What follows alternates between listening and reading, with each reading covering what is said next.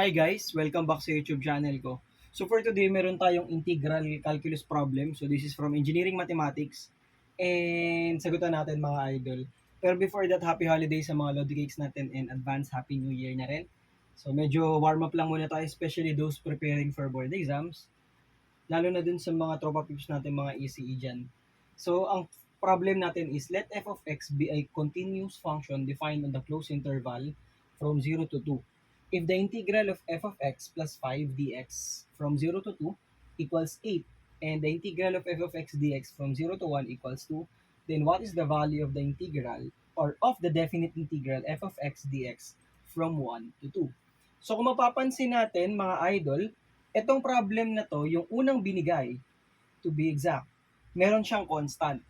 So in terms of the definition of integral or the operations on integral calculus, this can be written as, so ilagay natin yung given, f of x plus 5, tapos yung integral daw niyan mga Lodi Cakes, right? From 0 to 2, okay din, kahit siguro hindi naman na bracket, okay lang yan. Equals 8. So we can separate it mga Lodi Cakes because the integral of f of x plus g of x dx can be separated as the integral of f of x dx plus the integral of g of x dx.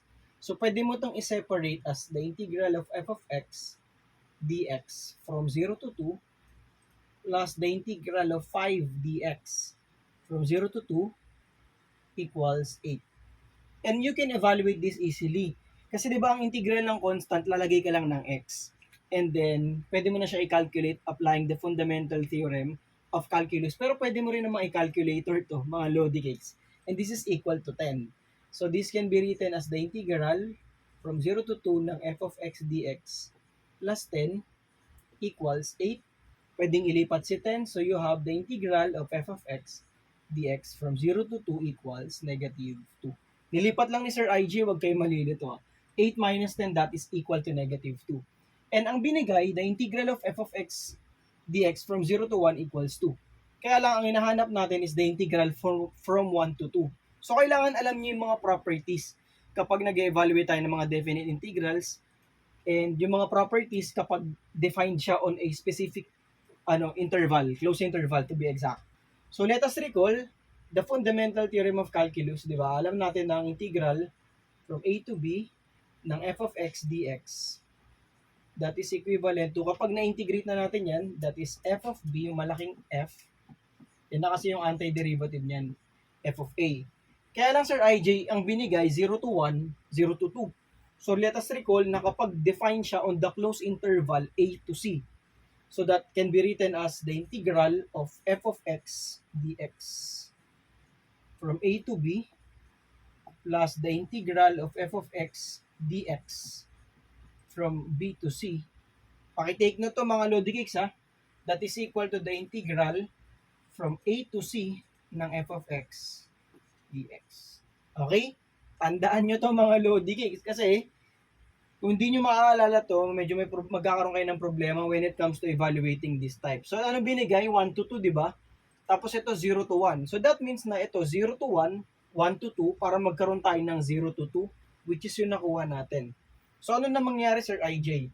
So, let us recall na kapag from 0 to 2 yan, tapos meron tayong 1 sa gitna, 1 sa gitna, 1 dito, so that is equivalent from 0 to 1 ng f of x dx plus the integral from 1 to 2 f of x dx equals the integral from the continuous interval, which is, or the closed interval 0 to 2 f of x dx.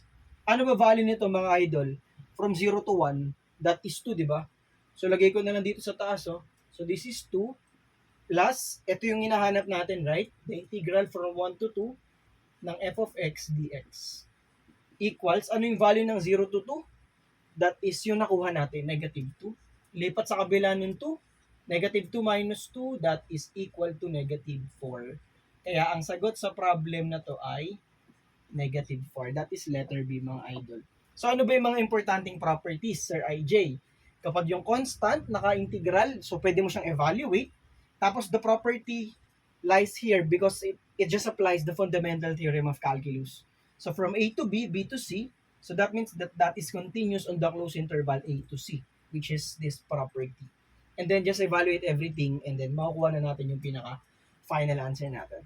So just in case you have questions or clarifications, huwag po kayo mayang mag-comment sa comment section. And maraming salamat sa mga Lodi Cakes natin na patuloy na sumusuporta sa channel natin. Kita-kits sa mga susunod na problems, especially sa mga susunod pang taon, since malapit na rin naman yung bagong taon. Thank you so much mga idol. Bye-bye and God bless.